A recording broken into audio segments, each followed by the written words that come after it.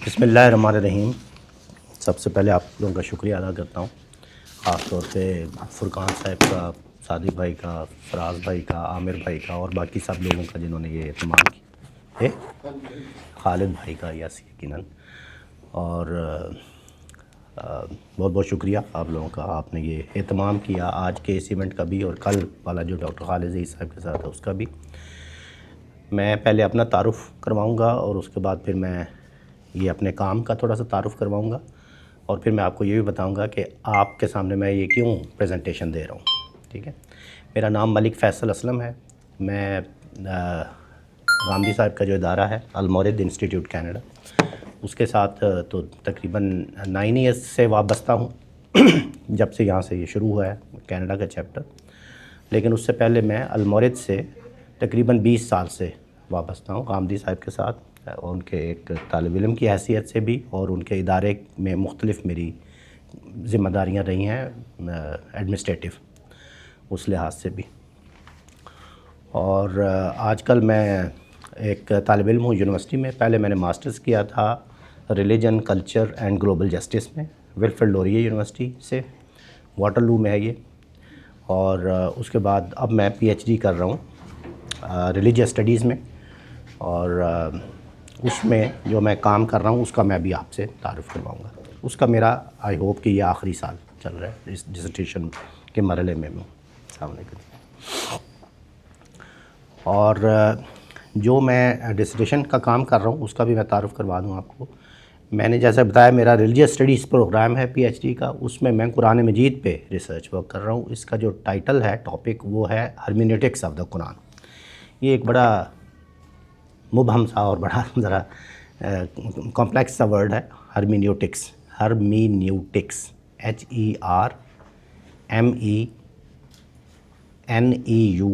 ہرمینیوٹکس، TICS، ہرمینیوٹکس۔ اس کا مطلب کوئی زیادہ مشکل نہیں ہے، یعنی اس کا سادہ سا مطلب یہ ہے انٹرپریٹیو میتھڈالوجی، کہ جو آپ تفسیر کرتے ہیں اس کی میتھڈالوجی کیا ہے۔ تو سوال یہ ہے کہ اگر اس کا یہی مطلب ہے انٹرپریٹیو میتھڈالوجی، تو یہی لفظ یوز کر لیا جائے، پھر اتنا مشکل لفظ یوز کرنے کی اتنی تکلیف کیا ہے ہرمینیوٹکس۔ اس کے پیچھے تھوڑی سی ریزن ہے، وہ یہ کہ جب آپ انٹرپریٹیو میتھڈالوجی یا اس طرح کا کوئی اور لفظ استعمال کرتے ہیں تو پہلی چیز جو ذہن میں آتی ہے وہ اصول تفسیر آتے ہیں۔ تفسیر کے جو اصول تفسیر تو عام ایک لفظ سنا ہوگا نا آپ نے، بہت سارے لوگوں کے اصول تفسیر، یہ اصل میں وہ نہیں ہے۔ تو اس لیے تھوڑا سا اس میں جو لطیف فرق ہے اس کے لیے یہ لفظ اڈاپٹ کیا گیا۔ میں چاہوں گا کہ یہ بجائے تھوڑا سا آگے جانے کے، میں تھوڑا سا ہرمینیوٹکس پہ آپ کو ایک مثال کے ذریعے سمجھاؤں کہ یہ ہے کیا چیز۔ اس کی مثال آپ یوں سمجھیں کہ فرقان صاحب نے ایک خط لکھا صادق صاحب کو، ٹھیک ہے، اور وہ خط جو ہے وہ جب صادق بھائی کو ریسیو ہوا، خط جب ریسیو ہوا، انہوں نے وہ خط پڑھا، تو اب انہوں نے وہ اس میں جتنے بھی اس میں مندرجات ہیں خط کے، جو مشمولات ہیں، جو کانٹینٹ ہے، اس کو 100% انہوں نے سمجھ لیا صادق بھائی نے، کیونکہ وہ فرقان بھائی کو بھی جانتے ہیں اور وہ جو کچھ باتیں لکھی ہیں وہ بھی سب جانتے ہیں۔ اس میں بہت ساری باتیں وضاحت سے نہیں لکھی ہوئی، لیکن وہ آلریڈی جانتے ہیں کہ جو ہماری بات چیت ہو رہی ہے یہ اس سے متعلق بات انہوں نے کی ہے۔ تو کچھ چیزیں بہت مختصر لکھی ہوئی ہیں، کچھ وضاحت سے لکھی ہوئی ہیں، اور کچھ اس خط میں لطیفہ بھی لکھا ہوا ہے جو پورا لطیفہ نہیں ہے، صرف اس لطیفے کا ایک اشارہ ہے جوک کا، پھر بھی ان کو ساری سمجھ آ گئی۔ اسی طرح ایک آدھ ایڈیم بھی لکھا ہوا ہے، محاورہ، کیونکہ ان کی جو زبان ہے وہی ان کی زبان ہے، اور وہ محاورے کو بھی بڑی اچھی طرح سمجھتے ہیں۔ تو صادق بھائی جب یہ خط پڑھ رہے تھے اس وقت وہ باہر اپنے گھر کے لان میں بیٹھے ہوئے چائے بھی پی رہے تھے اور خط بھی پڑھ لیا انہوں نے، اور اس کے بعد انہوں نے خط وہ اپنی ٹیبل پہ رکھ دیا چائے والے۔ تھوڑی دیر کے لیے وہ اندر گئے اور ہوا چلی اور وہ خط اڑ کے وہاں سے لان سے باہر سڑک پہ چلا گیا، اور ان کو یاد ہی نہیں رہا کہ کوئی خط یہاں سے مسنگ ہے۔ باہر جب گیا تو باہر سے فراز صاحب جا رہے تھے، تو انہوں نے وہ خط اٹھا لیا کہ یار یہ کیا پڑا ہوا ہے۔ تو انہوں نے جب دیکھا تو ان کو جو پہلی بات سمجھ آئی وہ یہ تھی کہ فرقان بھائی نے خط لکھا ہے، وہ فرقان صاحب کو جانتے ہیں، صادق صاحب کے نام لکھا ہے، ان کو بھی جانتے ہیں، اور جو اس میں خط میں لکھا ہوا ہے وہ بھی ان کو بڑے آسانی سے سمجھ آ گیا، لیکن کچھ باتیں ان کو سمجھ میں نہیں آئی۔ کیوں؟ کیونکہ وہ صرف فرقان صاحب نے صادق صاحب کو ایڈریس کی تھی، حالانکہ وہ ان دونوں کو بڑی اچھی طرح جانتے ہیں، لیکن ان کو وہ بات سمجھ نہیں آئی کہ یہ مثال کے طور پہ جوک کیا ہے، یا یہ ایڈیم کبھی کسی حد تک ان کو سمجھ آ گئی کیونکہ ان کی بھی زبان وہی ہے۔ وہ خط وہ لے کے اپنے گھر چلے گئے فراز صاحب، اور انہوں نے اس خط کو رکھ دیا۔ اس کے بعد بہرحال وقت گزر گیا اور فراز صاحب بھی بھول گئے اور خط بھی ان کو بھی بھول گیا، وہ بات آئی گئی ہو گئی، اور یہ وقت کیسے گزرا، وقت کیا گزرا، مثال دے رہا ہوں میں، 1000 سال گزر گئے، 1000 سال گزر گیا۔ وہ خط جو ہے فراز صاحب کے کسی صندوق میں پڑا ہوا ہے اور وہ گل سڑ گیا ہے کسی حد تک۔ 1000 سال کے بعد وہ صندوق کسی کے ہاتھ میں لگ گیا اور وہ خط نکلا ہے، ٹھیک ہے۔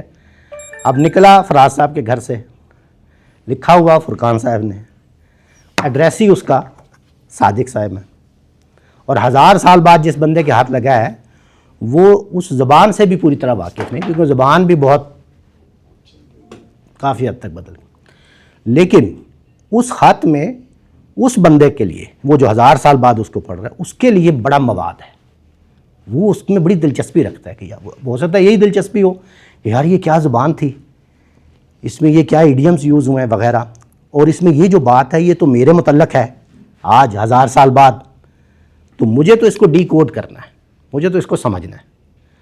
اس خط کو سمجھنے کے لیے جو کچھ وہ کرے گا، بہت کچھ کرے گا، جو کچھ بھی کرے گا اس کو کہتے ہیں ہرمینیٹکس۔ وہ اس کی زبان دیکھے گا کہ کتنی پرانی ہے، اس کے ایڈیمز کو سمجھنے کی کوشش کرے گا، اس وقت کا کانٹیکسٹ سمجھنے کی کوشش کرے گا، ڈیٹ لکھی ہوئی ہے کہ اس وقت کیا چل رہا تھا، اس کے ان کے بارے میں ہو سکتا ہے جان لے، وہ ان کا کچھ کانٹیکسٹ جاننا شروع کر دے، ان کا کچھ کانٹیکسٹ، جو کچھ بھی وہ کرے گا، یہ تو میں نے آپ کو 2-4 باتیں بتائیں، اور جو اس کو کہتے ہیں ہرمینیٹکس۔ لہٰذا وہ جو میتھڈالوجی، اس کو کہتے ہیں، یہ جو میتھڈالوجی اڈاپٹ کرے گا، انٹرپریٹیو میتھڈالوجی، اس کو انٹرپریٹ کرنے کے لیے اس کو، اب قرآن مجید پہ اس کو لے لیں تو 1400 سال بعد آج ہم مثال کے طور پہ اس کو انٹرپریٹ کرنے کی کوشش کرتے ہیں، تو اس کے لیے کچھ میتھڈالوجیز ہم اڈاپٹ کرتے ہیں۔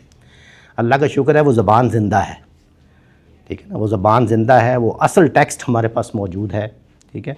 اس کے باوجود اس کو ڈفرینٹ میتھڈالوجیز کے ذریعے سے انٹرپریٹ کیا جاتا ہے۔ وہ جو میتھڈالوجیز ہیں ان کی وجہ سے ان کے قرآن مجید کے ٹیکسٹ کے ترجمے اور تفسیر میں اختلافات ہو جاتے ہیں۔ یعنی دیکھیں نا، ابھی میں نے آپ کو ایک لفظ بولا تھا اصول تفسیر، تو اصول تفسیر تو بڑا ایک کامن ورڈ ہے، سب لوگ استعمال کرتے ہیں اپنے اپنے اصول، لیکن آپ یوں سمجھیں کہ شاہ ولی اللہ کے اپنے اصول ہیں، مولانا مودودی کے اپنے اصول ہیں۔ فیصل بھائی، اس میں لنگوسٹکس کیا رول پلے؟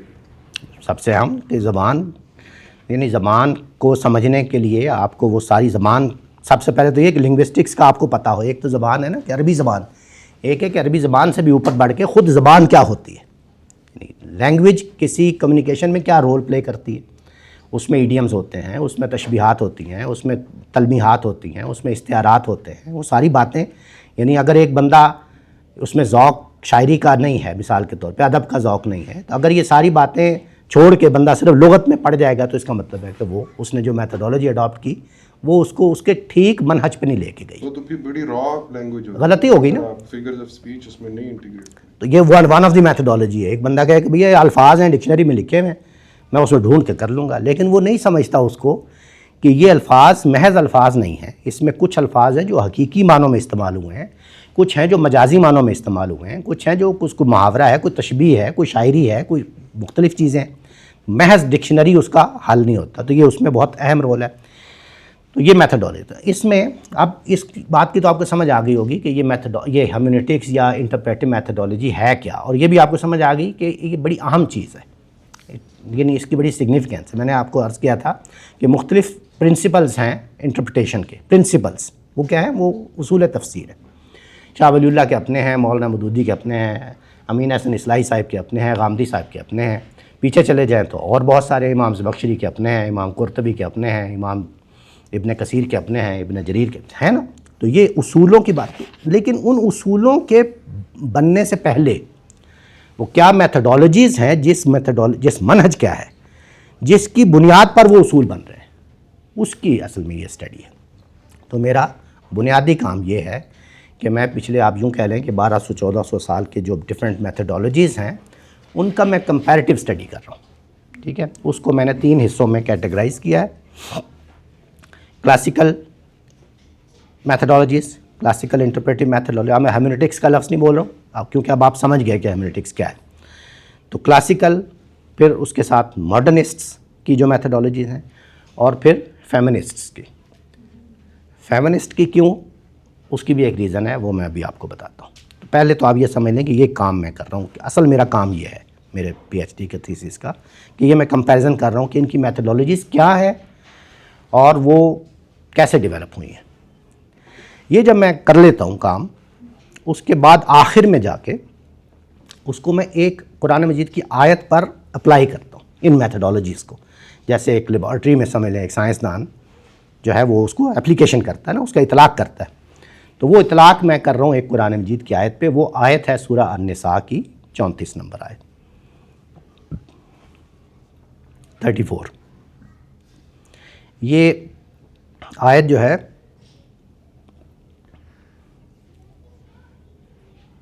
یہ one of the most debated verse ہے.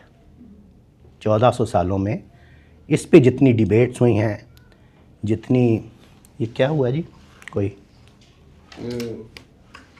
اوہ اچھا سوری میرے پاس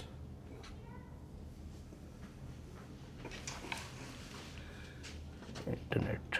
ویسے بھی ہاٹ اسپاٹ آن کر لیں. ہاں میں نے کیا ہوا ہے، کر لیتا ہوں.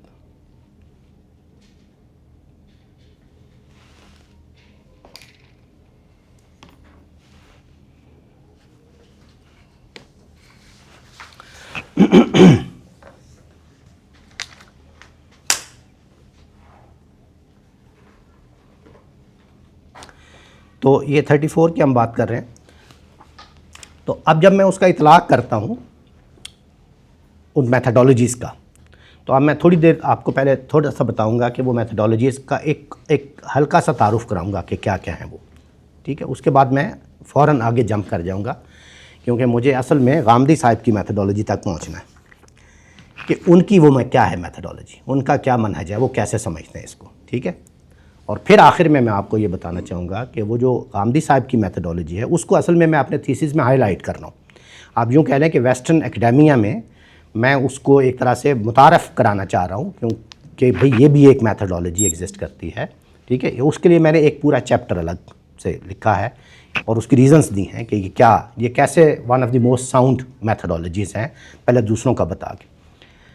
لیکن جب میں آخر میں ان سب میتھڈالوجیز کو اپلائی کرتا ہوں اس ورس پہ، تو اس پر جو غامدی صاحب کے جو استاد محترم کے جو میتھڈالوجی ہے، جب اس کو میں اپلائی کرتا ہوں تو جو رزلٹ استاد محترم کے اس آیت کے ہیں اس پر میرے 3 سوالات آ جاتے ہیں. تو انفیکٹ وہ ہے بنیادی میرا کام کہ اب میں اس پر وہ میرے 3 کویسچنز ہیں جن پر میں کام کر رہا ہوں. تو یہاں پہ میں رک کے آپ کے بتا دوں اب میں آپ کے سامنے یہ کیوں پریزنٹ کر رہا ہوں. وہ اس لیے کہ آپ شاید میرے لیے ہیلپ فل ہو سکتے ہیں اگر آپ یہ بتائیں کہ ان 3 کویسچنز میں کون سا کویسچن ہے جو بہت ویک ہے، جو اسٹرانگ نہیں ہے.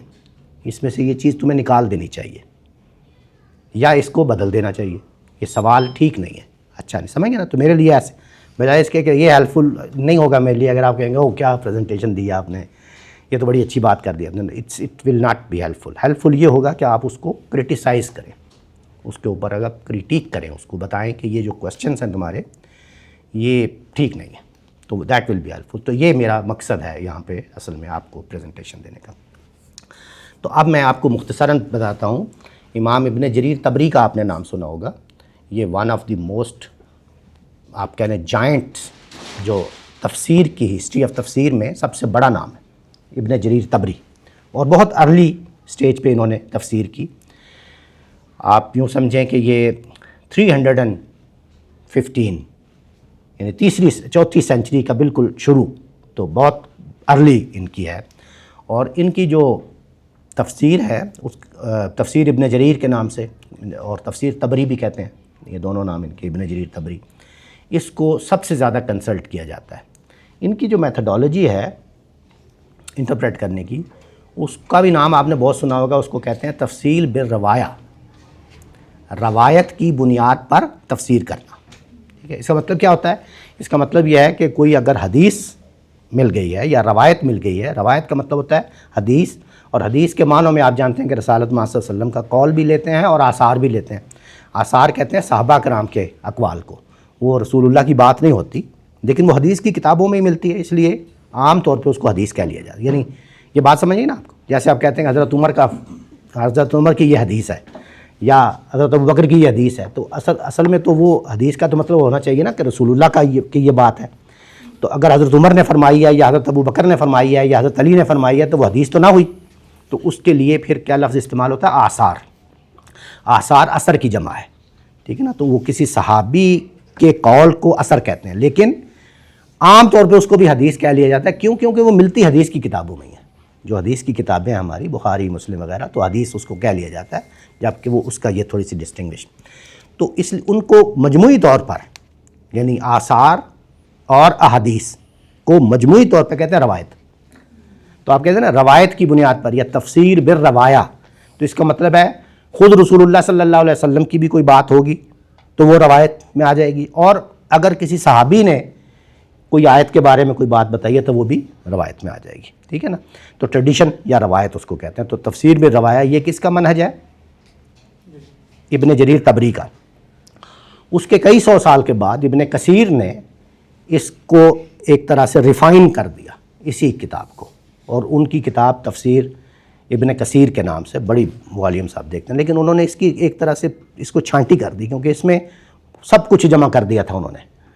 ابن جریر طبری نے ایک طرح سے آپ یوں کہہ لیں کہ یہ انسائکلوپیڈیا بن گیا تھا.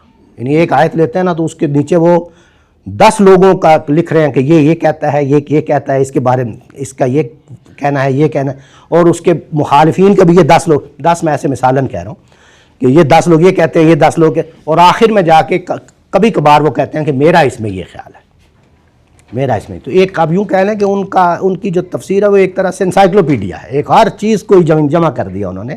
اس بات کو انہوں نے یعنی درخور اتنا ہی نہیں سمجھا کہ اس میں اوتھینٹک کیا ہو سکتی ہے یا نہیں ہو سکتی ہے، جو کچھ ان کو ملا تو انہوں نے اس کو جمع کر لیا. تو یہ ایک منہج میں نے آپ کو بتایا. جی سر، مفسرین جو ہیں وہ اپنے اصول کہیں بیان کرتے ہیں یا ان کی تفسیر سے یہ بات ظاہر ہوتی ہے؟ دونوں طرح کے ہیں. یعنی کچھ لوگ ہیں جو بیان کر دیتے ہیں، باقاعدہ لکھ کے الگ سے بتا دیتے ہیں کہ یہ میرے اصول ہیں. کچھ لوگ ہیں وہ بیان نہیں کرتے لیکن تفسیر کے اندر ہی اس کا استقصاء کرنا پڑتا ہے، یا تفسیر کے اندر اشارتاً وہ بتا دیتے ہیں کہ یہ اس بنیاد پہ میں اس کی ترجیح کر رہا ہوں مثال، تو اس سے پتہ چل جاتا ہے. اس کی مثال آپ یوں لے لیں کہ جیسے شاہ ولی اللہ ہیں، تو ان کی کتاب ہے الفوز المبین، تو انہوں نے وہ الگ سے بتا دی. ٹھیک ہے نا، ایک پوری چھوٹی سی کتاب ہے، وہ پورا بتا دیا کہ میرے قرآن مجید کو سمجھنے کے کیا اصول ہیں. یا مثال کے طور پہ استاد محترم ہیں، تو انہوں نے اپنی کتاب سے پہلے یعنی البیان سے پہلے ایک کتاب لکھی میزان. اس کا پہلا چیپٹر کیا ہے؟ مبادی تدبر قرآن. تو مبادی تدبر قرآن کا کیا مطلب ہے؟ پرنسپلز ٹو انٹرپریٹ دا قرآن. تو وہ ان کے اصول ہیں، سمجھ گئے نا. تو یعنی الگ سے بتا دیے کہ میرے قرآن مجید کو سمجھنے کے اصول کیا یہ ہیں. جی. اور سر یہ جو مفسرین ہیں یہ اس میں کنسسٹنٹ رہتے ہیں شروع سے آخر تک، یعنی جو اصول تو ہیں ان کے، لیکن ہو سکتا ہے وہ کہیں روایت کو لے رہے ہوں اور کہیں نہ لے رہے ہوں، ان کی کنسسٹنسی یہ رہتی ہے. اس میں یہ ہوتا ہے کہ یہ اچھا سوال ہے، لیکن اس میں یہ ہوتا ہے کہ یعنی کنسسٹنٹ تو وہ ہیں، ایسا تو نہیں کہ نہیں ہے. البتہ یہ دیکھنا ہوتا ہے کہ کس میتھڈالوجی میں غالب کیا چیز ہے، وہ اصل الاصول کی حیثیت کس کو حاصل ہے.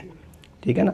مثال کے طور پہ میں اگر آپ کو بتاؤں، ابھی نیکسٹ میں آپ کو بتانے ہی والا تھا، ایک میتھڈالوجی امام زمخشری کی، نام سنا ہے آپ نے امام زمخشری کا نا؟ ان کی کتاب کا نام ہے الکشاف. الکشاف. تو اس میں جو ان کی میتھڈالوجی ہے وہ ہے تو یہی روایتی لے رہے ہیں، سب کچھ دیکھ رہے ہیں، لیکن ان کی شہرت کیا ہے؟ وہ امام اللغہ ہیں، وہ لنگوسٹک کے امام ہیں. تو وہ کیا کرتے ہیں؟ ہم قرآن مجید کی ایک آیت کو لیں گے، اس لفظ کو دیکھیں گے، اس لفظ کا مادہ دیکھیں گے، وہ لفظ پیدا کب ہوا تھا اس کو دیکھیں گے کہ جب پیدا ہوا تھا اس وقت اس کا کیا میننگ تھا، اس کی ریسرچ کریں گے. پھر وہ لفظ جب پیدا ہوا تھا، ایک معنی کے ساتھ پیدا ہوا نا، تو پھر اس لفظ نے ٹریول کیا، ٹھیک ہے, اور صدیوں تک وہ ٹریول کرتا رہا. تو اس ٹریول کے دوران اس لفظ کے ساتھ کیا کیا بیتی, تو اس ٹریول کے دوران میں اس لفظ کے اندر کچھ اضافی مفہوم, کچھ شیڈز آ گئے. اصل لفظ کا مطلب کچھ اور ہے, لیکن اس میں کچھ شیڈز آتے گئے, ان کو کہتے ہیں مولد مفہوم. وہ مولد ایک تو مفہوم ہے اس کا, ایک اس کا مولد مفہوم ہے جو اس کے ساتھ ان صدیوں. پھر یہ ٹریول ہوتے ہوتے جب رسالت میں صلی اللہ علیہ وسلم کے قلب اطہر پر قرآن مجید نازل ہو رہا تھا, اس وقت اس لفظ کا کیا مطلب تھا. تو یہ ساری جو جرنی ہے, تو اس سے آپ کو ان کا ایک واضح طور پہ منہج نظر آ جائے گا. لیکن وہ روایتوں سے بھی لے رہے ہیں, وہ حدیثوں سے بھی کام لے رہے ہیں. تو اس کا کیا مطلب ہے؟ مطلب یہ ہوا کہ ہمیں دیکھنا, وہ منہج کے لیے دیکھنا یہ ہوتا ہے کہ اس مفسر نے اپنی تفسیر کے لیے جو میتھڈالوجی اڈاپٹ کی ہے, اس میں اصل الاصول کس چیز کو حاصل ہے, وہ کور کیا چیز ہے. یہ بات سمجھے نا. ابھی مثال کے طور پہ میں آگے چل کے فیمنزم کے بارے میں بتاؤں گا, تو آپ کہہ سکتے ہیں کہ فیمنسٹ اسکالرز جو ہیں وہ بھی تو حدیث دیکھ رہی ہیں, وہ بھی تو روایت کو دیکھ رہی ہیں. تو آپ ان کو کیوں نہیں کہہ رہے تفسیر بالروایا؟ کیونکہ وہی تو نہیں لے رہے ہیں, ایسا نہیں کہ نہیں لے رہے ہیں. وہی بات کہ اس میں کور کیا ہے, کور کی حیثیت کیا ہے, اصل الاصول کی حیثیت کیا ہے آپ کی اس میتھڈالوجی میں. یہ بات واضح ہوئی آپ کو. تو امام زمخشری کا میں نے آپ کو بتایا. اس کے بعد آپ امام رازی کا نام سنا ہوگا. امام رازی کی جو ہے وہ آپ کہہ لیں کہ بالعموم یہ سمجھا جاتا ہے کہ وہ تفسیر بالرائے, اوپینین بیسڈ. ادھر کیا تھا تفسیر بالروایا, لیکن امام رازی بھی تو روایت لے رہے ہیں, لے رہے ہیں, لیکن ان کے یہاں ڈومیننٹ عقلیات ہے. اس کی ریشنیل دیکھتے ہیں کہ میری عقل اس کو تسلیم کر رہی ہے. نہیں, عقل سے مراد امام رازی کی عقل نہیں ہے, عقل عام آپ کہہ لیں, کامن سینس, کہ یعنی جس کو آپ کہتے ہیں نا کہ مسلمات, علم و عقل کے مسلمات, تو وہ اس کو قبول کر رہے ہیں نہیں. تو ان کے یہاں بنیاد کی حیثیت اس کو مل جاتی ہے. سمجھ گیا؟ تو یہ ڈفرینسز. جی فار ایگزامپل آپ اگر کوئی اصول طے کرتے ہیں تفسیر کے لیے, تو اس کی کیا بیسک پرنسپلس کیا ہونی چاہیے, کیا ہوں؟ میں وہی تو عرض کر رہا ہوں نا کہ مختلف مفسرین, میں تو کوئی مفسر نہیں ہوں. جیسے فار ایگزامپل وہ تو مثال کے طور سے ڈیپینڈ کرتا ہے کہ آپ کس ٹیکسٹ کو انٹرپریٹ کرنے جا رہے ہیں, اس کے لیے کیا کیا چیزیں آپ کو بہم پہنچانی ہیں. ابھی میں نے, آپ شاید تھے یہاں پہ جب میں نے یہ مثال دی خط والی, کہ انہوں نے ایک خط لکھا ان کو, اب اس خط کو انٹرپریٹ کرنا ہے, تو اس کے لیے جو اصول بنائے جائیں گے وہ اس حد تک بنائے جائیں گے جس شرعی اصول نہیں شرعی نہیں ہے, نہیں شرعی نہیں, شریعت نے نہیں, شریعت کا کوئی خود سیٹ کرتے, اسی لیے تو یہ آزادی ہے نا. تو آپ دیکھیں وہ ایک خط والا ٹیکسٹ تھا تو اس کے لیے الگ اصول بنیں گے, لیکن اگر اللہ کا کلام ہے تو اس کے لیے آپ کچھ اضافی چیزیں اس میں آپ کو, تو اصولوں کے لیے آپ کو اسی طرح اپنے اپنے اصول بنائے. اسی لیے لوگوں نے بنائے, ایک بندہ ایک اصول بنا رہا ہے, دوسرا بنا رہا ہے. تو یہ آزادی ہے اس میں. شریعت نے آپ کو کوئی یہ نہیں کہا کہ بھئی آپ نے یہ اصول ان اصولوں کے تحت بنانے ہیں. تو میں نے آپ کو اب تک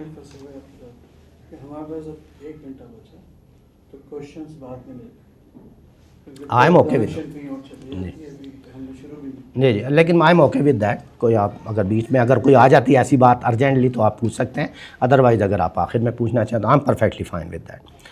تو یہ ہو گیا بات. تو اب میں نے آپ کو ابھی تک امام ابن کثیر سوری ابن جریر طبری, اچھا ابن جریر طبری, ابن کثیر, امام قرطبی, امام بیضاوی, یہ نام وہ ہیں جو آپ نے بہت سنے ہوں گے, مسجد میں جا کے دیکھتے ہوں گے, بڑی بڑی لائف پڑی ہوتی ہیں کتابوں کی جلدیں, چلتے جائیں چلتے جائیں چلتے جائیں نیچے آ جائیں. تو رفیع عثمانی, اشرف علی تھانوی, مولانا مودودی, یہ پوری ایک سٹریم ہے. سمجھ گئے آپ؟ یعنی آپ کو کلاسیکل سے لے کے آج کنٹمپریری تک یہ پوری ایک سٹریم ہے. کیا سٹریم ہے؟ تفسیر بالروایا, روایت کی بنیاد پر یہ کیا ہے میتھڈالوجی. لیکن ہر ایک کے اصول الگ ہو سکتے ہیں, کسی کے 10 اصول ہو سکتے ہیں, کسی 5 ہو سکتے ہیں, کسی کوئی لکھے ہی نہ اصول, ایسے ہی تفسیر کر دے. لیکن یہ بات سمجھ نا, تو پوری ایک سٹریم ہے. دوسری سٹریم کیا تھی؟ امام رازی کی, جو ایک فلسفہ دان بھی ہیں, مفسر بھی ہیں, ان کی تفسیر الکبیر نام ہے. اور پھر امام زمخشری, امام اللغہ, لنگوسٹکس. سمجھ گیا؟ یہ بلکہ ان کے آپ نے علامہ اقبال کا اگر ایک شعر سنا ہو, تیرے ضمیر پر جب تک نہ ہو نزول کتاب, تیرے ضمیر پر جب تک نہ ہو نزول کتاب, گرہ کشا ہے نہ راضی نہ صاحب کشاف.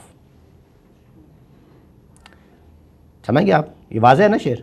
جب تک تیرے زمین، جب تک تو اس کو ایسے نہ پڑھے قرآن کو کہ جیسے تیرے اوپر نازل ہو رہا ہے، جیسے تو مخاطب ہے، تو جب تک تم اس کے لیے تیار نہیں ہو مینٹلی، اس وقت تک یہ امام راضی اور صاحب کشاف یہ تمہارا کچھ نہیں بگاڑ سکتے. یعنی پہلے you have to prepare yourself. Getting my point? تو اس میں نے خیر شعر اس لیے سنایا کہ اس کے دوسرے مصرے میں 2 لفظ آئے، گرہ کشا ہے نہ راضی نہ صاحب کشاف. تو صاحب کشاف کون ہے؟ امام زمخشری. تو صاحب کشاف ان کی کتاب کا نام ہے. تو صاحب کشاف تو یہ 2 بڑے نام ہیں، اس لیے انہوں نے ان کا ذکر کیا. اور دونوں کا الگ الگ کیوں کیا؟ اس لیے کہ دونوں کی میتھڈولوجیز الگ الگ ہے نا. اگر مثال کے طور پہ وہ یہ کہتے، مثال کے طور پہ کہ اس میں اسی شعر میں وہ اصلاحی اور غامدی کا نام لیتے تو وہ تو ایک ہی میتھڈولوجی ہے نا. تو اس لیے یہ میں نے جسٹ ایک آپ کو شعر کے ذریعے سے آپ کو بتایا کہ کس طرح انہوں نے 2 الگ الگ میتھڈولوجیز کو انٹروڈیوس کروائے شعر. اسی طرح ایک میتھڈولوجی جس کا میں ہلکا سا گلمس آپ کو دیتا ہوں وہ صوفیاء کرام کی ہیں. اس کو کہتے ہیں ایسوٹیرک انٹرپریٹیو میتھڈولوجی، یا یوں کہنے باطنی تفسیر. وہ یہ کہتے ہیں کہ یہ جو آیت ہے اس کا اپیرنٹلی تو آپ جو بھی مطلب سمجھ رہے ہیں وہ تو ہے، لیکن یہ میرے باطن میں ایک روشنی آئی ہے کہ اس آیت کا یہ مطلب نہیں ہے. تو باطن سے کچھ آنا، جزاک اللہ، باطن سے کوئی چیز، یعنی باطنی تفسیر اس کو کہتے ہیں ایسوٹیرک. اس کی میں تفصیل میں نہیں جاتا کہ وہ باطن میں کہاں سے آتا ہے اور کیسے آتا ہے، نہ ہی یہ ہمارا ٹاپک ہے اس وقت، لیکن آپ سمجھ گئے کہ ایک الگ سے بھی اس کی. اور پھر میں اب آگے چلتا ہوں کہ استاد محترم کی کیا میتھڈولوجی. ہمارے جو یہ مدرسہ فراہی کی سمجھ لیں آپ، امام امین حسن اصلاحی، حمید الدین فراہی اور ہمارے استاد محترم جاوید احمد صاحب غامدی، ان کے یہاں بڑا سادہ اصول ہے. یعنی میتھڈولوجی بڑی سادہ. اصول تو آپ جانتے ہیں، مبادی تدبر القرآن میں انہوں نے اپنے قرآن مجید کو سمجھنے کے 10 اصول بنائے اور انہوں نے بتا دیے. وہ میتھڈولوجی کیا ہے؟ وہ بڑے سادہ تین سٹیپس ہیں کہ کوئی بھی کلام ہو، کوئی بھی کلام، سب سے پہلے اس کا لفظ دیکھا جائے گا. پہلے مرحلے میں لفظ کو دیکھا جائے. لفظ کا کیا مطلب ہے؟ یعنی لفظ کا مادہ کیا ہے، اس کا میننگ کیا ہے، اس کا استعمال کیا ہے، معروف مطلب کیا ہے اس کا، تو لفظ کو دیکھا جائے. دوسرا کیا ہے؟ جملے کی تالیف دیکھی جائے گی. یعنی اب وہ لفظ جو ہے وہ ایک جملے میں استعمال ہوا ہے، تو لفظ کو جب دیکھ رہے تھے تو ڈکشنری میں ہو سکتا ہے لفظ کے 5 میننگز ہیں، لیکن جو ہی وہ جملے میں آیا تو اس جملے نے بہت سارے میننگز کو نکال دیا، چھانٹی کر دی. یہ سمجھ رہے ہیں نا اب آپ؟ تو جملے کی تالیف، جملے کی کنسٹرکشن، سینٹینس کی کنسٹرکشن، وہ بہت حد تک آپ کو مدد کر دے گی. یہ دوسرا سٹیج ہے. اور تیسرا مرحلہ کیا ہے کہ اس کا سیاق و سباق، یعنی اس سے اوپر کیا ہے، نیچے کیا ہے، بات کیا ہو رہی ہے. ٹھیک ہے، ایک اوور آرکنگ میسج کیا ہے کتاب کا. تو یہ سیاق و سباق اور اوور آرکنگ، تو یہ 3 مراحل ہیں اس میں. اور جو اس میں 2-3 اور چیزیں ہیں، یعنی لغوی اعتبار سے کچھ لغوی مقدرات ہوتے ہیں. یعنی زبان جب آپ استعمال کرتے ہیں تو اس میں بہت ساری چیزیں پوشیدہ ہوتی ہیں جو بیان ہوئی بھی ہوتی ہیں، وہ بیان کرنے کی ضرورت نہیں ہوتی. اور ایک کو کہتے ہیں عقلی مقتضیات، یعنی عقل ان کا تقاضا کرتی ہے کہ یہ یہاں ہونا چاہیے. تو یہ زبانی کا علم ہے. تو اصل میں یہ 3 ہے. تو میتھڈولوجی غامدی صاحب کی کیا ہے؟ غامدی صاحب کی یہ میتھڈولوجی ہے کہ آپ سب سے پہلے لفظ کو دیکھیں گے، پھر جملے کی تالیف کو دیکھیں گے، اور پھر تو یہ میں نے یہاں تک، یعنی یہ کمپیریزن کا میں نے آپ کو ایک گلمس دے دیا کہ اس طرح یہ سارا کام ہے. اور جب میں استاد محترم کی میتھڈولوجی پہ آتا ہوں تو پھر مجھے یہاں بتانا پڑتا ہے کہ میں ان کی اس میتھڈولوجی کو کیوں ساؤنڈ سمجھتا ہوں، کیوں بہتر سمجھتا ہوں. اس میں نے وہ 5 ریزنز بتائی ہیں. میں آپ کو صرف ایک بتاتا ہوں، اور وہ یہ ہے کہ یہ ایک جینرک میتھڈولوجی ہے. یہ واحد میتھڈولوجی ہے جو آپ دنیا کے کسی کلام کو سمجھنے کے لیے اڈاپٹ کر سکتے ہیں. صرف قرآن کو نہیں، صرف کلام کو نہیں، دنیا کے کسی کو. آپ شیکسپیئر کو بھی پڑھنا چاہیں گے تو یہی میتھڈولوجی استعمال کریں.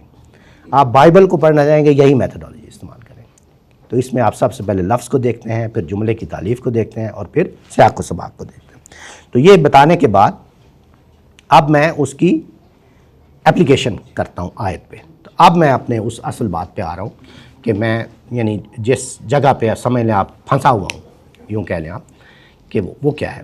وہ یہ آیت ہے यहाँ तक कोई इश्काल या सवाल तो नहीं है, यहाँ तक वाज़ेह है ना बात कि मैं जी सर अगर ये यूनिवर्सल वे ऑफ अंडरस्टैंडिंग है तो इससे इख्तलाफ अगर किसी का नहीं होना। होगा अगर सही होगा, लेकिन अगर आदमी साहब किसी आयत का इस्तेमाल कर रहे हैं यानी इसी मेथोडोलॉजी या इसी अंडरस्टैंडिंग को लेके, तो ऐसा भी हुआ है कि उनकी बासित दौरे हाजिर में इख्तलाफ कर रहे हैं कि भाई आप आयत का जो मतलब निकालना है सही नहीं, हाँ नहीं वो इख्तलाफ तो होता है इतलाक़ी मामलात में होगा ना, इख्तलाफ की यानी उसकी एप्लीकेशन, वो तो मैं भी अभी करूँगा, वो तो अभी मैं भी आपको अभी उसी लिए तो ये मैं आपसे बात कर रहा हूँ। 3 सवालात का क्या मतलब है, क्वेश्चन का यही मतलब होता है ना कि इस पर मेरे ये 3 यानी आप यूँ कह लें कि जो उस्ताद मोहतरम के नताइज निकल रहे हैं जी उनकी एक मैथडोलॉजी है, उस मैथडोलॉजी पर उन्होंने प्रिंसिपल्स बनाए, उन प्रिंसिपल्स को उन्होंने अप्लाई किया, जब अप्लाई किया तो उसका कुछ नतीजा निकल रहा है। तो अब जब मैंने वही प्रिंसिपल्स वही मैथडोलॉजी, मेरी तो अपनी कोई मैं को मुफस्सिर तो नहीं, ना ही मैं तर्जमा कर रहा हूँ, मेरा तो ये काम नहीं है ना, मैं तो उसी मैथडोलॉजी को ले रहा हूँ, उसी ट्रांसलेशन को ले रहा हूँ, लेकिन जब मैं उसको अप्लाई करता हूँ तो इतलाक़ी तौर पर मेरे 3 सवालात का मतलब क्या है कि वो 3 चीज़ें निकल आई हैं जिनसे मैं इत्तफ़ाक़ नहीं कर पा रहा, जिनसे आप समझिए ना। तो इसलिए इख्तलाफ कोई बुरी चीज़ नहीं है, इख्तलाफ is not a bad thing. वो तो एक बंदा उसी को अप्लाई हो सकता है किसी का इख्तलाफ उसूलों पे हो जाए, वो ये कहे कि ये उसूल ठीक नहीं है, और हो सकता है इससे भी पीछे कोई कहे ये मैथडोलॉजी ठीक नहीं है। तो ये सारी बातें जैसे भाई ने कहा था ना कि ये कोई शरीयत नहीं है, ना मैथडोलॉजी शरीयत है, ना उसूल शरीयत है, ना उनकी एप्लीकेशन शरीयत है, ठीक है ना। शरीयत क्या है, वो तो वो टेक्स्ट मौजूद है आपके पास, और वो अल्लाह ने मौजज़ाना तौर पर आखिरी दर्जे में महफूज कर दिया, उसमें तो एक ज़ेर ज़बर का भी ना कोई तब्दीली है, ना कोई कभी क़यामत तक होने के इम्कानात हैं इंशाअल्लाह, वो तो महफूज है ना, तो वो है असल में शरीयत, तो वहाँ महफूज है। अब मुझे उसको अंडरस्टैंड करना है, आपको भी करना है। तो वो जैसे फरमाया ना कि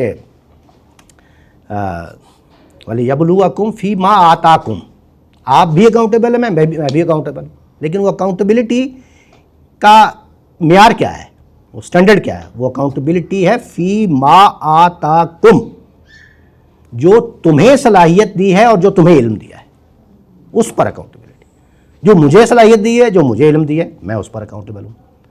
तो इसलिए मैं कुरान मजीद को मैं समझ रहा हूँ ना, मुझे क्या समझ आई, इमाम तबरी को क्या आई समझ, इमाम राजी को क्या आई, उस्ताद मोहतरम को क्या आई, आपको क्या आई, तो आप समझे ना कि आप अल्लाह की इदारत में खड़े हैं, ये बात समझ ना। पंजाबी समझते, एक पंजाबी के शेर सुना दूँ,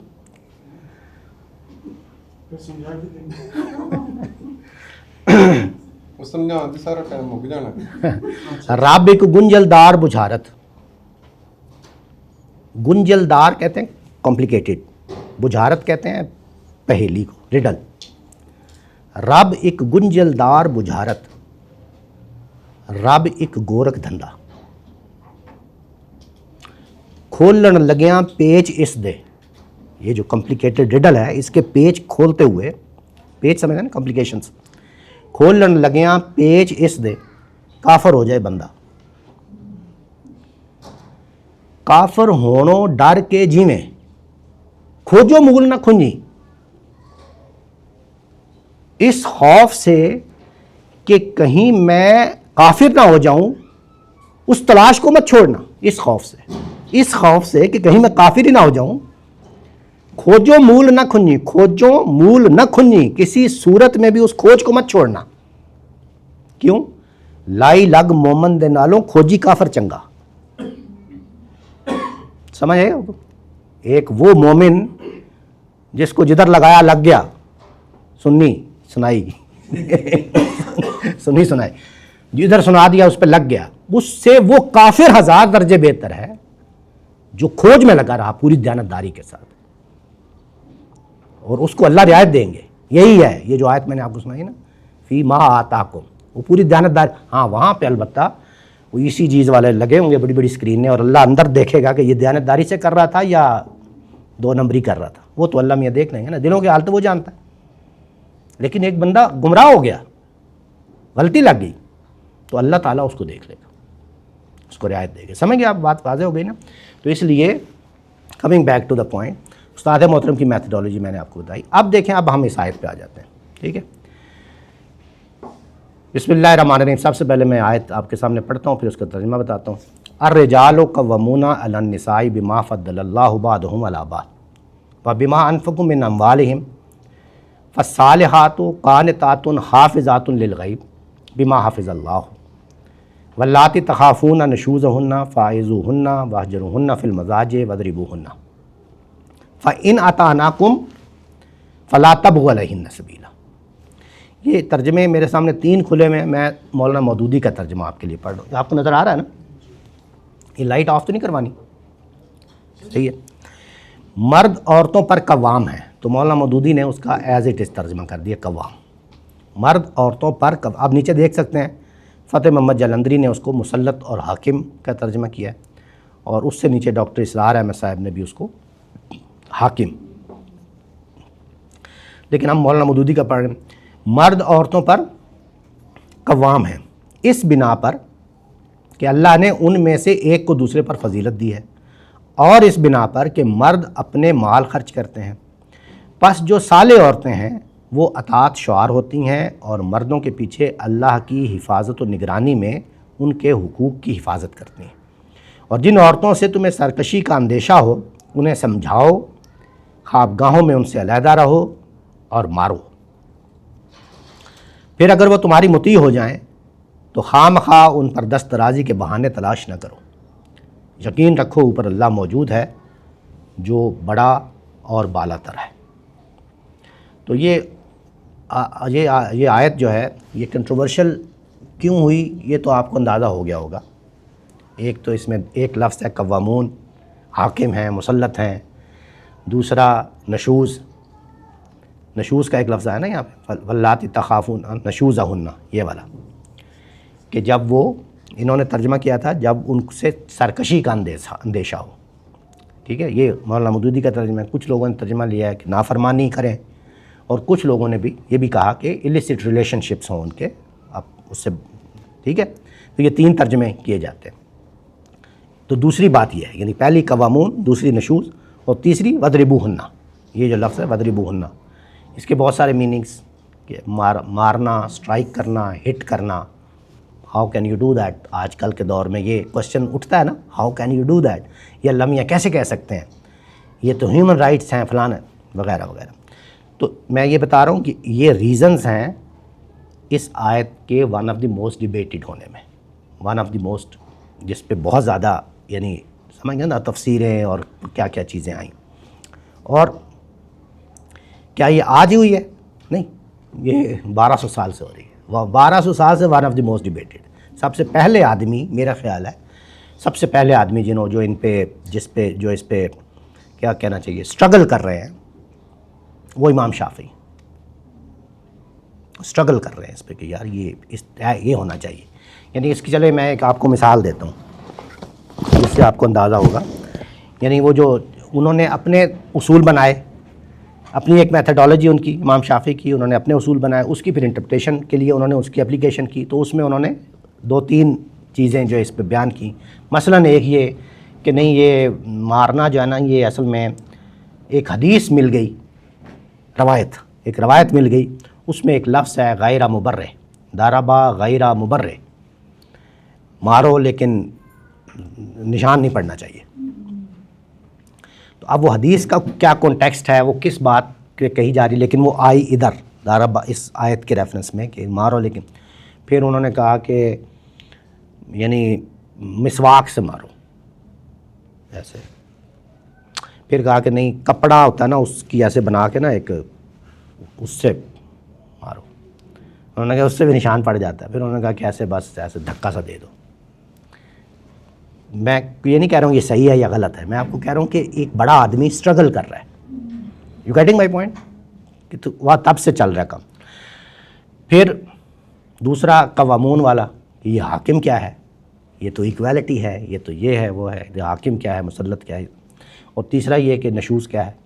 ٹھیک ہے, تو میں آپ کو یہاں پہ یہ بتا دوں کہ میں ان مسائل کا حل تو نہیں نکال رہا ابھی, کیونکہ میں نہ ترجمہ کر رہا ہوں, نہ ہی میری ریسٹرکشن ہے یہ.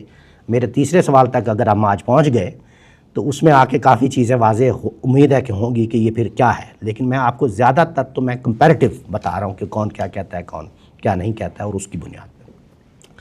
تو اس میں بھی چونکہ ہمارے پاس ٹائم کم ہے تو میں براہ راست استاد محترم پہ آ رہا ہوں، غامدی صاحب اس کے بارے میں کیا کہتے ہیں۔ تو غامدی صاحب کی یہ میرے سامنے کھلی ہوئی ہے تفسیر،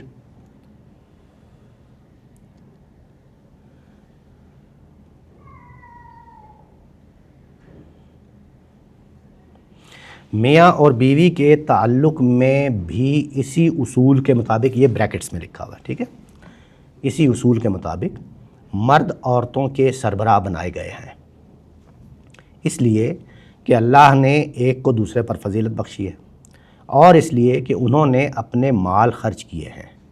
پھر جو نیک عورتیں ہیں وہ اپنے شوہروں کی فرما بردار ہوتی ہیں، رازوں کی حفاظت کرتی ہیں، اور اس بنا پر کہ اللہ نے بھی رازوں کی حفاظت کی ہے، اور اسی اصول پر تم کو حق دیا گیا ہے کہ جن عورتوں سے تمہیں سرکشی کا اندیشہ ہو انہیں نصیحت کرو، اور ان کے بستروں پر انہیں تنہا چھوڑ دو، اور اس پر بھی نہ مانے تو انہیں سزا دو۔ پھر اگر تمہاری بات ماننے لگیں تو ان پر الزام کی راہ نہ ڈھونڈو، بے شک اللہ بہت بلند اور بہت بڑا ہے۔ یہ استاد محترم کا ترجمہ ہے۔ جیسا کہ میں نے پہلے آپ کو بتایا کہ میرا ترجمہ پہ میرا کام نہیں ہے، یعنی میں اس لیے میں نے سارے ترجمے آپ کے کھول کے سامنے رکھ دیے کہ بھئی پرانے لوگ یہ کہتے ہیں، جدید لوگ یہ کہتے ہیں، فیمنسٹ کیا کہتے ہیں وہ میں بعد میں بتاؤں گا اگر موقع ہوا، تو میں اس پہ تو اختلاف نہیں کر رہا ہوں، کوئی بھی ترجمہ آپ کر لیں فی الحال۔ تو میں استاد محترم کی میتھڈالوجی کو جب لیتا ہوں مثال کے طور پہ، تو وہ 3 مرحلے تھے، یاد ہے آپ کو، لفظ کو دیکھیں گے، جملے کی تالیف کو دیکھیں گے، اور سیاق و سباق کو دیکھیں گے۔ تو سب سے پہلے میں لفظ کو دیکھتا ہوں، تو لفظ کا مطلب ہے لغت دیکھتا ہوں، ڈکشنری۔ تو جب میں ڈکشنری دیکھتا ہوں تو استاد محترم نے جو میننگز لیے ہیں، ترجمے جو لیے ہیں، وہ سب ٹھیک ہیں، پرانے لوگوں نے بھی جو لیے ہیں، نئے لوگوں نے بھی جو لیے ہیں، وہ کہیں نہ کہیں لغت میں پائے جاتے ہیں، اور معروف معنوں میں پائے جاتے ہیں، اس لیے انہوں نے لے لیے، تو اس پر تو اختلاف نہیں۔ دوسرا مرحلہ ہے جملے کی تالیف، کہ جب اس لفظ کو جملے میں رکھ کے دیکھا تو یہ سمجھنا نا کہ جملہ بہت سارے الفاظ کو رد کر دیتا ہے، یہ سمجھنا، جیسے مثال کے طور پہ ایک لفظ ہے شعر، شعر کا مطلب ہے لائن، ڈکشنری دیکھیں گے لائن مل جائے گا آپ کو، لیکن اب میں 2 جملے بول رہا ہوں۔ آج میں نے چڑیا گھر میں شعر دیکھا، تو اب یہاں پہ لفظ شعر جو ہے وہ اپنے حقیقی معنوں میں استعمال ہوا ہے، جو لغت میں لکھا ہے وہی استعمال ہوا، ٹھیک ہے۔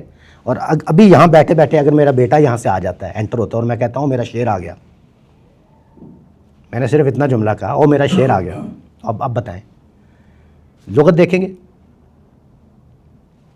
نہیں، کیوں؟ کیونکہ وہی لفظ اسی جملے میں مجازی معنوں میں استعمال ہوا۔ مجاز کیا ہے؟ اس کی بہادری، شجاعت، سمجھ گئے آپ؟ تو یہ چیزیں دیکھنی ہوتی ہیں۔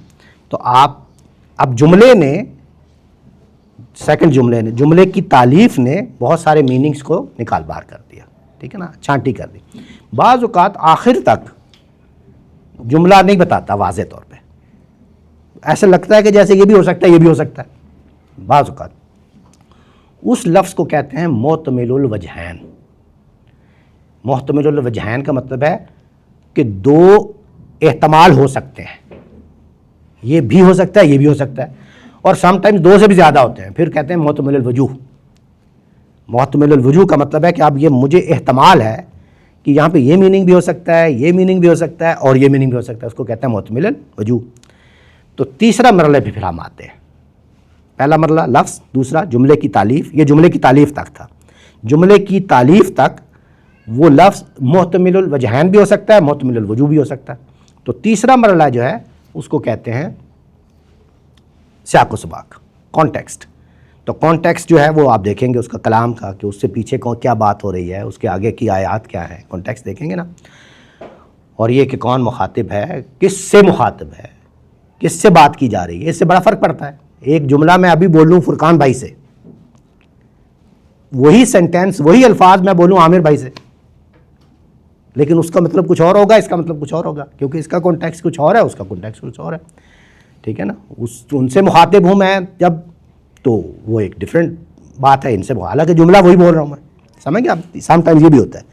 तो इसमें आके ये चीज़ बड़ी अहमियत की हामिल हो जाती है कि एड्रेसी कौन है, एड्रेसी कौन है, बात किससे की जा, आमिर साहब से की जा रही है या फुरकान साहब से, this is very important, right. तो मैंने इस मेथोडोलॉजी में उस्ताद मोहतरम की जो ये बताया कि जुमले की लफ्ज़ को देखेंगे, जुमले की तारीफ़ को देखेंगे, आई एग्री, कोई उसमें नहीं। जब मैं तीसरे मरले पे पहुंचता हूं जिसको सियाक़ो सबाक़ कहते हैं, तो अब इस मरले पे आके मेरा पहला सवाल शुरू होता है, और वो सवाल क्या है, मुखातिब कौन है, ये बात जो अल्लाह मियाँ कह रहे हैं ये किससे कह रहे हैं, समझ गए आप, ये है मेरा सवाल पहला। तो आप ज़रा इस आयत पे देखें दोबारा, अर्रिजालु कव्वामून अला निसा, मर्द औरतों पर कव्वाम होते हैं, कोई मुखातिब नहीं है, ये एक जनरल बात कही जा रही है, जैसे ना एक जनरल बात कही जा रही है। इसको कहते हैं अंग्रेज़ी में दो लफ्ज़ इस्तेमाल होते हैं, एक डेस्क्रिप्टिव एक प्रेस्क्रिप्टिव। डेस्क्रिप्टिव का मतलब होता है कि जब आप कोई बात डिस्क्राइब कर रहे होते हैं, कोई बात बता रहे होते हैं। प्रेस्क्रिप्टिव का मतलब होता है कि अब मैं आपको प्रेस्क्राइब कर रहा हूँ। अगर ये होता, मिसाल के तौर पे अगर यह होता या अय्युहर रिजालो अंतुम कव्वमूना अलन निसाए, तो अब ये डिस्क्रिप्टिव नहीं है, अब ये प्रेस्क्रिप्टिव होगा। क्योंकि क्या मतलब होगा, ए मर्दो तुम औरतों पर कवाम हो, तो अब क्या हुआ, अब ये डिस्क्रिप्टिव नहीं रही, समझ गए ना, प्रेस्क्राइब किया, समझ गए बात। तो रिजालो कव्वमूना अलन निसा डिस्क्रिप्टिव है, कोई मुखातिब नहीं, बताया जा रहा है कि मर्द होते हैं, मर्द औरतों पर कवाम होते हैं। कवाम क्या है, इसको थोड़ी देर छोड़ दे आप, जो भी वो कह रहे हैं वो सही है। बिमा फद्दलल्लाहु बादहुम अला बाद, इसलिए कि अल्लाह ने एक को दूसरे पर फजीलत दी, व बिमा अनफकू मिन अम्वालिहिम, और इसलिए कि मर्द अपना माल खर्च करते हैं। नोबॉडी इज एड्रेस्ड, यानी प्रेस्क्रिप्टिव नहीं है, करते हैं, होते हैं, ठीक है। फस्सालिहातु कानितातुन हाफिजातुन लिलगैब बिमा हाफिज़ल्लाहु, नेक औरतें कानितात भी होती हैं, हाफिजात भी होती हैं अल्लाह की हिफाजत में। कोई एड्रेस ही नहीं, descriptive, no prescriptive. वल्लाती तखाफून नशूज़हुन्ना, if you fear there नशूज़, अब प्रेस्क्रिप्टिव आ गया। तो this is the first time in the verse कि जहाँ पे यू आ गया, इफ़ यू फियर देयर नशूज़, वल्लाती तखाफून नशूज़हुन्ना, समझ गए आप। तो जो ही कहा तखाफूना, इफ़ यू फियर, तो अब कोई यू है, तो this is my question, who is you, ठीक है। ये मेरा सवाल क्या था, हु इज़ एड्रेसी, मैं कहता हूँ हु इज़ यू, ये जो यहाँ यू है ये कौन है, ठीक है। उसके बाद कहा गया कि अगर इफ़ यू फियर देयर नशूज़, तो तुम क्या करो, फ़ाइज़ुहुन्ना वाजरुहुन्ना फिल मज़ादे वज़रिबुहुन्ना, तो ये तीन काम करो, advise them, separate them in the beds, beat them और स्ट्राइक देम और हिट देम, तो ये तीन बातें। तो ये तो बात की बात है ना कि इंस्ट्रक्शन क्या है। तो मेरा सवाल तो यहाँ पे है, हु इज़ यू। तो उसके लिए सियाक़ो सबाक़, ये था ना तीसरा मरला, सियाक़ो सबाक़। सियाक़ो सबाक़ जो है वो फैसला कुन होना चाहिए या होगा। लेकिन मैंने अभी थोड़ी देर पहले कहा कि मैं एक बात, एक जुमला इनसे कह रहा हूँ, फुरकान साहब से, एक जुमला उनसे कह रहा हूँ, और रुख मेरा इधर ही है, दोनों इधर ही बैठे हुए हैं एक ही एंगल में, और मैं जो इनको कह रहा हूँ फिर उनको कह रहा हूँ, थोड़ी देर बाद इनको कह रहा हूँ, फिर एक जुमला। तो अब समझ नहीं आ रही कि मैं इनसे कह रहा हूँ या उनसे, तो गलती भी लग सकती है। यानी आप लोगों को समझने में कि ये वाला सेंटेंस इनको कहा है या उनको कहा है, गलती लगने के भी इम्कानात है, राइट। कहने का मतलब ये कि कॉन्टेक्स्ट जानने के बावजूद गलती लग सकती है, इंसान है ना, इंसानी काम है। तो अब ये सबसे पहले तो कॉन्टेक्स्ट देखें क्या है। लफ्ज़ क्या था, इफ़ यू फियर, आयत का नंबर क्या है, चैप्टर 4 वर्स 34। तो सबसे पहले हम चैप्टर 4 वर्स 35 पढ़ते हैं। तो जो ही वर्स 35 पे हम जाएंगे, उसका पहला लफ्ज़ है व इन खिफ्तुम। व इन खिफ्तुम का मतलब होता है एंड इफ़ यू फियर। यहाँ एंड नहीं लिखा हुआ वैसे, ये आप देख रहे हैं इसमें एंड नहीं लिखा हुआ, लेकिन एंड आप सब जानते हैं, वाह का मतलब होता है एंड, तो पता है ना आपको, वाह का मतलब होता है और। वा इन खिफ्तुम एंड इफ़ यू फियर। अब आगे क्या है इसको थोड़ी देर छोड़ दें, लेकिन यहीं रुक जाए। पीछे क्या था, if you fear this do this. اور اگلی آیت کا پہلا لفظ کیا ہے؟ And if you fear. تو میں یہ نہیں کہہ رہا ہوں کہ یہ ہے, میں یہ کہہ رہا ہوں ایسا لگتا ہے, ایسا لگتا ہے, تھوڑی دیر سمجھنے کے لیے. If you fair and if you fair, ایسا لگتا ہے کہ یو ایک ہی ہے. میں یہ نہیں کہہ رہا ہوں کہ یہ, ابھی میں کہہ نہیں رہا ہوں کہ یو ایک ہی ہے, میں یہ کہہ رہا ہوں ایسا لگتا, باول وہلا ایک عام قاری قرآن مجید جو پڑھ رہا ہے اس کو یہ ایسا لگے گا, لگتا ہے. آپ کے سامنے دونوں آیات کھلی ہوئی ہیں. If you fear this then do this, and if you fear this then do this, دو آیتیں ہیں. تو اس میں جو نا اینڈ اف یو فیئر, تو یو ایسا لگتا ہے کہ جیسے دونوں میں ایک ہی ہے. تو اب اس میں تو نہیں سمجھ آئی کہ کون ہے, یا یوں کہہ لیں کہ ایک بڑی میجورٹی کو ایک سمجھ آ گئی کہ کون ہے, وہ ہسبینڈز ہیں. یعنی اوپر والی آیت میں ایک بہت بڑی میجورٹی کو مفسرین کی آخری درجے میں اس بات پر اذعان ہے, اصرار ہے کہ یہ ہسبینڈ ہیں. یعنی اس آیت میں جو یو ہے, اف یو فیئر نشوز دے آر نشوز بیٹ دیم, ان کو مارو. تو مخاطب کون ہے؟ ہسبینڈس. بڑی میجورٹی کے درمیان ہسبینڈس. ان کو یہ میں بعد میں بتاؤں گا کہ وہ کہاں سے غلطی لگی, ابھی میں وہ نہیں بتا رہا ہوں. ابھی کیوں ہسبینڈ سمجھے, ہسبینڈس کیوں سمجھے, اس لیے چلے میں بتا دیتا ہوں 2-3 باتیں. اس آیت کا پہلا لفظ کیا ہے؟ ہسبینڈس. یعنی پہلا لفظ کیا ہے؟ ہسبینڈس. مین but in that context it is husbands. Husbands کی بات کی جا رہی ہے. جیسے میں ہم خود ڈرائیو کر رہے ہیں نا کانٹیکٹ سے, یا بالکل ایسے ہی ہے جیسے ایک بیوی کہتی ہے نا کہ میرا بندہ کام پہ گیا ہوا ہے, تو بندہ کہہ دیا اس نے, یا کہتی میرا مرد, آج میرا مرد گھر پہ ہی ہے, تو مرد کہہ دیا لیکن اس کا مطلب کیا ہے؟ ہسبینڈ. تو اس کانٹیکٹ سے یہ ڈرائیو کر رہے ہیں کہ یہ ہسبینڈ ہے. یہاں بات ہی ہسبینڈ, کیونکہ قوامون ایسا نہیں ہو سکتا کہ کوئی مرد کسی عورت کا قوامون ہو, تو یہ کانٹیکسٹ میں تو ہے تو ہسبینڈ ہی, ٹھیک ہے نا. یہ تو بات طے ہے کہ یہ ہسبینڈ ہے, یعنی الرجال کا مطلب ہسبینڈ ہے, اس میں کوئی شک نہیں ہے. لیکن سوال یہ ہے کہ کیا اس تم کا ایڈریسی, یہ جو میں نے کہا اف یو فیئر, کیا یہ ہسبینڈ ہے؟ تو اس کے لیے میں نے آپ کو بتایا, یعنی کوئی بندہ بچہ بھی ہوگا آنکھیں کھول کے بتا دے گا کہ ہسبینڈ ہے. ریزن کیا ہے؟ ریزن یہ ہے کہ آیت کا پہلا لفظ ہسبینڈ ہے, نمبر 1. ساری بات ہسبینڈس کے بارے میں ہو رہی ہے, نمبر 2. نمبر 3, باہر قرآن مجید کے باہر ہسبینڈز ہی ہوتے ہیں قوامون, وہی مارتے ہیں بیویوں کو. یعنی اگر میں قرآن مجید پہ ایمان نہیں بھی رکھتا, میں مسلمان نہیں, تو میں دیکھ بھی تو یہی رہا ہوں. یعنی 1400 سال پہلے کیا, آج بھی یہی ہو رہا ہے, ہو رہا ہے نا. یہ ساری چیزیں جب میرے سامنے ہیں, تو اب میں جب آیت پڑھتا ہوں تو میرے سامنے کوئی اور دوسری بادھائیں آتی ہی نہیں ہے, ہسبینڈز ہی ہیں. اللہ میاں ہسبینڈز کا ہی کہہ رہے ہیں, رائٹ. لیکن میں کہہ رہا ہوں کہ اس کو ذرا ریوزٹ کرتے ہیں, اس کو ذرا غور کرتے ہیں دوبارہ. غور کرنے میں کیا حرج ہے, پڑھنے دیکھنے میں کیا حرج ہے. میں نے آپ کو 2 باتیں بتائی اب تک. نمبر 1, ڈسکرپٹیو اور پریسکرپٹیو آیات میں ڈفرینس. یہاں پہ اگر یہ ہوتا یا ایھا الرجال انتم قوامون علی النساء, اگر یہ ہوتا, بس ختم ہوگی بات. پھر ختم ہوگی. پھر کیا تھا؟ اے ہسبینڈس, اے مردو, تم قوامون ہو, تو کہہ دیا نا, ایڈریس کر لیا نا ہسبینڈس کو. اب آگے جا کے کہا واللاتی تخافون اف یو فیئر, تو یہ وہی یو ہے, کیونکہ پیچھے یو آ گیا تھا.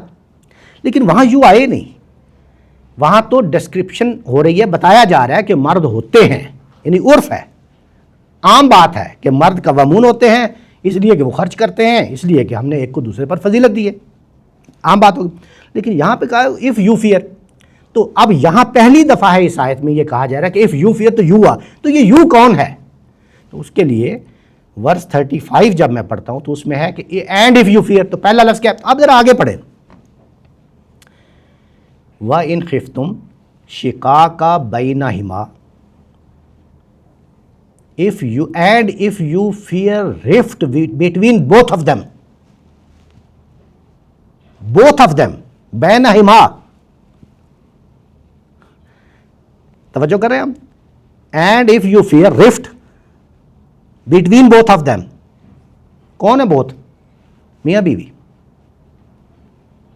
تو پھر تم کیا کرو, تم کون ہو, یو کون, تم کون ہو. آگے سن, آگے دیکھیں. فب آسو حکم من اہلہ, ایک حکم اپوائنٹ کرو ہسبینڈ کی فیملی سے, و حکم من اہلہا, اور ایک حکم اپوائنٹ کرو بیوی کی فیملی سے. کون کرے؟ تم. اف یو فیئر, تم کرو. تم کون ہے کوئی پتہ ہی نہیں, لیکن ایک پتہ چل گئی بات, آخری درجے میں پتہ ہے, وہ کیا ہے کہ یہ ہسبینڈ نہیں. یہ تو پتہ چل گئی نا, یعنی اس آیت سے کہ نہیں چلی پتہ.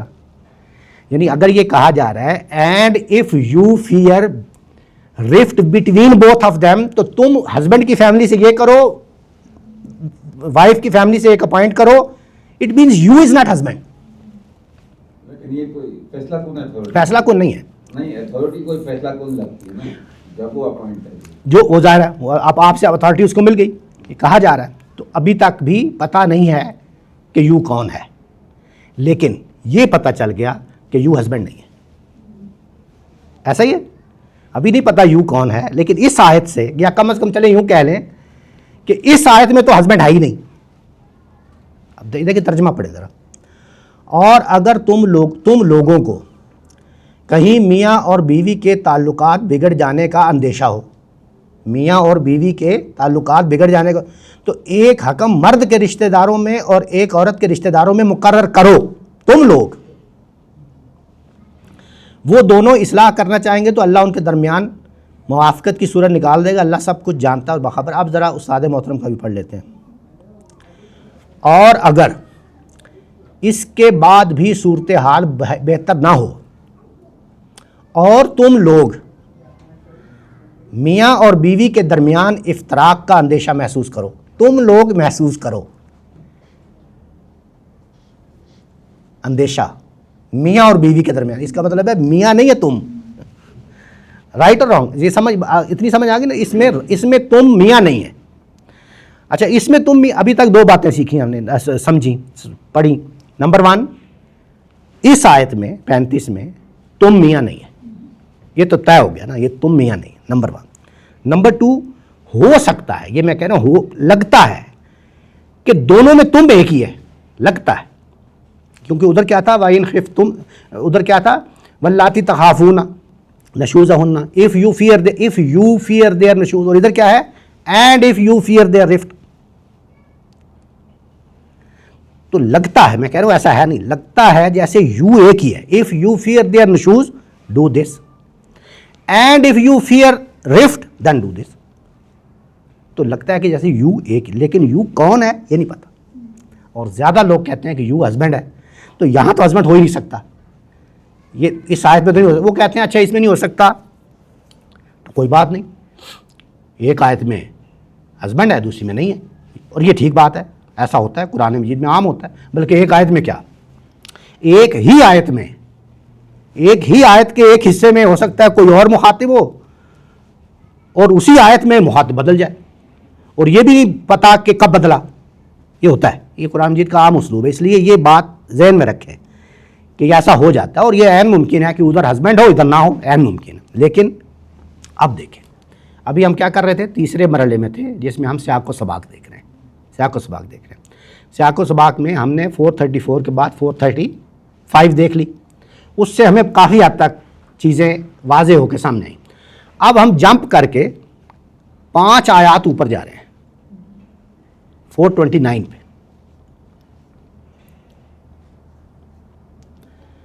429 پہ جب ہم جاتے ہیں تو اس کا سب سے پہلا لفظ کیا ہے, یا ایھا الذین آمنوا, ہے ایمان والو. یہاں پہ کیا پتہ چلا, ایک یہ کہ کسی کو براہ راست مخاطب کیا جا رہا ہے, پریسکرپٹیو, نمبر 1. نمبر 2, یا ایھا الذین آمنوا جب کہا جاتا ہے تو اس سے مراد سوسائٹی ہوتی ہے, ایمان والے ہوتے ہیں, ریاست بھی ہوتی ہے, جیسے انہوں نے جاوید بھائی نے کہا اتھارٹی ہو سکتی ہے. یہ سیاق و سباق بتاتا ہے کہ اس سے کون. لیکن یہاں پہ مخاطب کر لیا یا ایھا الذین آمنوا کہہ کے مخاطب کر لیا, براہ راست مخاطب کر لیا. اب 29 سے لے کے 35 تک, 29 سے لے کے 35 تک کوئی مخاطب چینج نہیں ہوا, کوئی نیا مخاطب نہیں آیا. یہاں تو یا ایھا الذین کہہ کے باقاعدہ مخاطب کر لیا نا، بنا لیا نا مخاطبین. اس کے بعد آپ دیکھیں یہ 29 ہے، اس میں چلے پڑھ لیں. یا ایھا الذین آمنوا لا تاکلوا اموالکم بینکم بالباطل. اچھا چلے پوری آیت نہیں پڑھتے. یہ دیکھیں آگے فرمایا جو شخص ظلم و زیادتی کے ساتھ ایسا کرے گا اسے آگ میں جھونکیں گے. وہ یا ایھا الذین آمنوا سیم چل رہا ہے. آگے فرمایا اگر تم بڑے بڑے گناہوں سے پرہیز کرتے رہو گے جو تمہیں منع کیا تو چھوٹی چھوٹی برائیاں تمہاری معاف کر دی جائیں گی. یا ایھا الذین آمنوا چینج نہیں ہوا.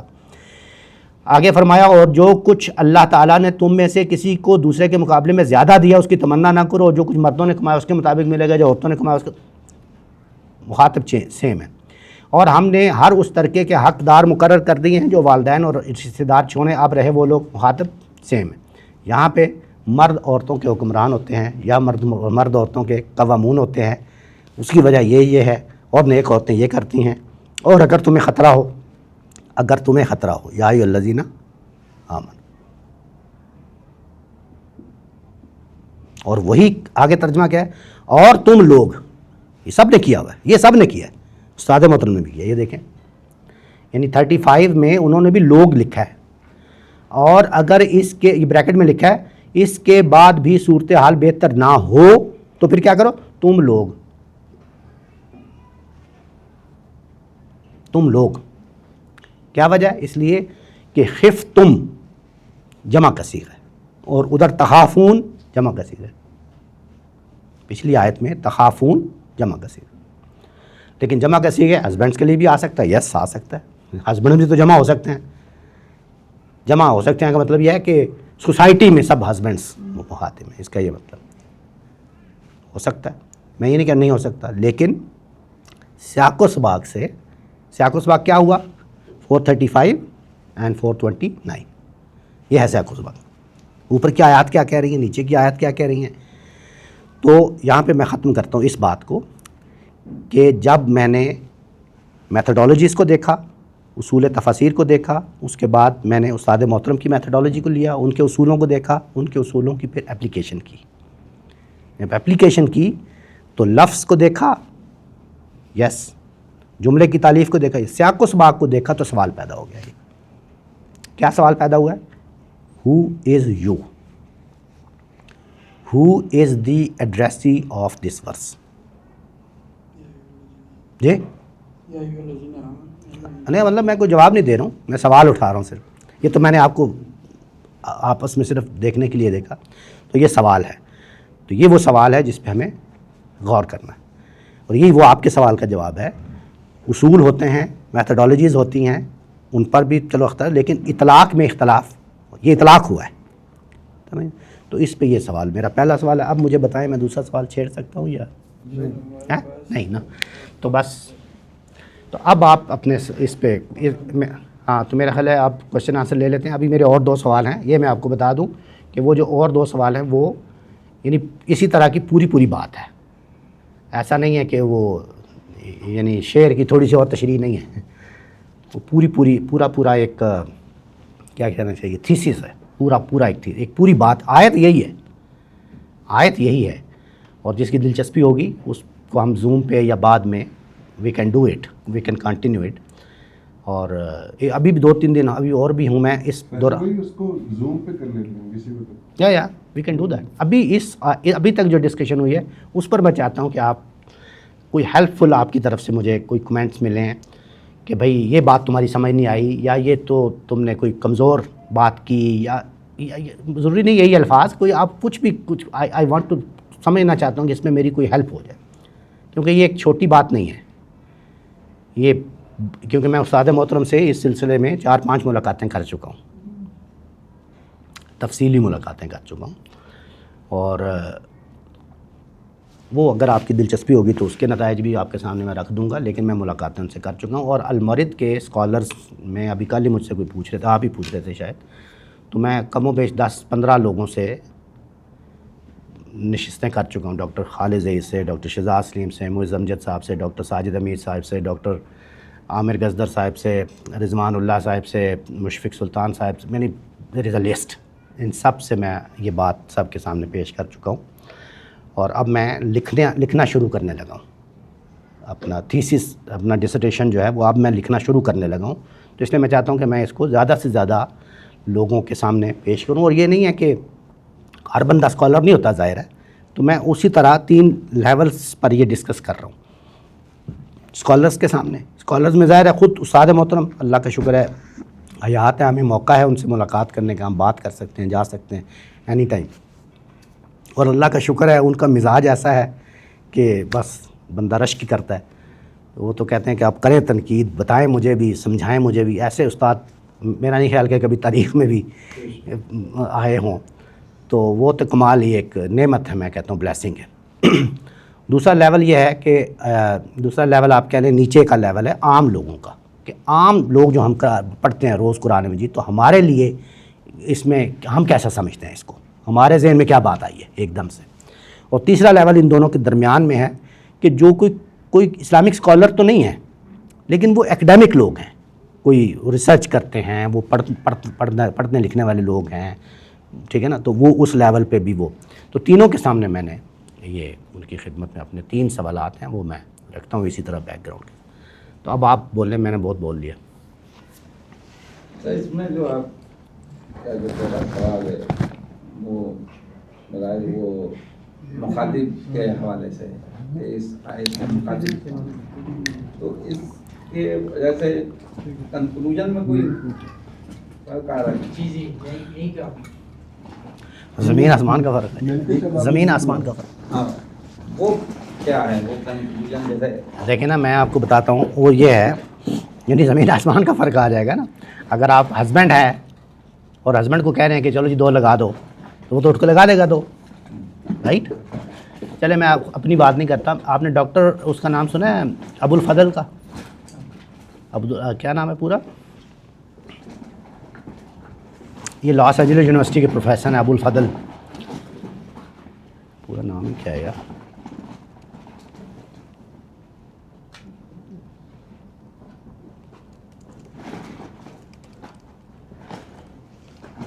خالد ابو الفضل.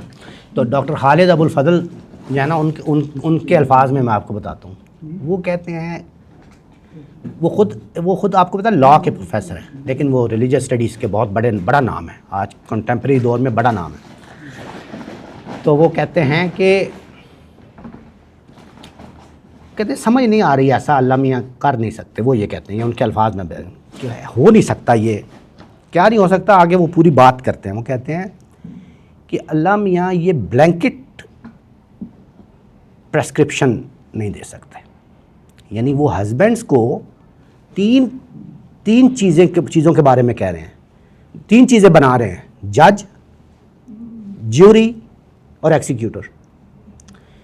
ہسبینڈ کو فیصلہ کرنا ہے کہ نشوز ہو گیا ہے, اور نشوز کیا ہے پتہ ہی نہیں, کیونکہ پرانے لوگ کہہ رہے ہیں نافرمانی. تو نافرمانی بھائی اس نے تو چائے نہیں بنا کے دی, نافرمانی تو ہوگی ٹیکنیکلی. میں نے اس کو کہا چائے بنا کے لاؤ, اس نے نہیں بنا کے دی, تو ٹیکنیکلی نافرمانی تو ہو گئی.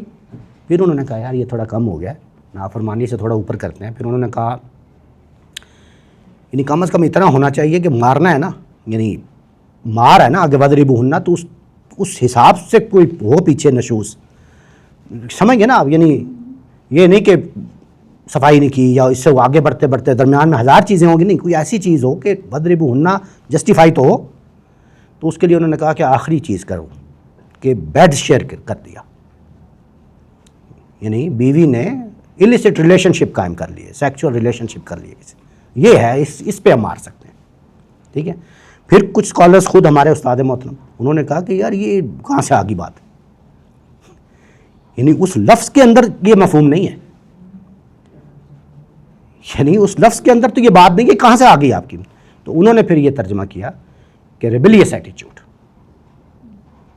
سرکشی, کہ خاندان کو خاندان کا ماننا سے انکار کر, ہسبینڈ کو ہسبینڈ ماننے سے انکار کر دے وغیرہ وغیرہ. تو کہنے کا مطلب ہے کہ نشوز کیا ہے یہ نہیں پتہ, کوئی اس سے اختلاف کر سکتا ہے, کوئی اس سے اختلاف کر سکتا ہے, ٹھیک ہے. تو خالد ابو الفضل کیا کہہ رہے ہیں, خالد ابو الفضل کہہ رہے ہیں کہ چائے نہیں, ریفریشمنٹ کا بھی ہے, ساتھ ساتھ آپ لے رہے یعنی چائے بھی جی ساتھ لے لیں. یا تو خالد ابو الفضل کی بات آپ کو میں بتا دوں. باقی وہ یہ کہہ رہے ہیں کہ جج, جیوری اور ایکسیکیوٹر, یہ تینوں یعنی اس کو فیصلہ کرنا ہے کہ نشوز ہو گیا ہے, اس کو فیصلہ کرنا ہے کہ اب مجھے مارنا ہے، اور اس کو فیصلہ کرنا ہے کہ کتنا مارنا ہے. کوئی لمٹ ہی نہیں ہے، وَضْرِبُوهُنَّ ہونا کی کوئی لمٹ نہیں ہے، جتنا مرضی مارو. ٹھیک ہے نا. یہ تو آپ نے جا کے باہر سے ایک حدیث لائے نا کہ غیر مبرہ کہ نشان نہ پڑے دے سن. تو ان کا یہ کنسرن ہے یہ خالد ابو. فیصل بھائی یہ وَضْرِبُوهُنَّ میں شارٹ کر بھی آ رہا ہے؟ یہ تو آپ کی خواہش ہے، یہ آپ نے اپنی خواہش کا اظہار کیا ہے. ان کے ہر معاملہ پلیز چائے والے، یہ اس کا شاید ٹائم بھی ختم ہونے والا، رائٹ؟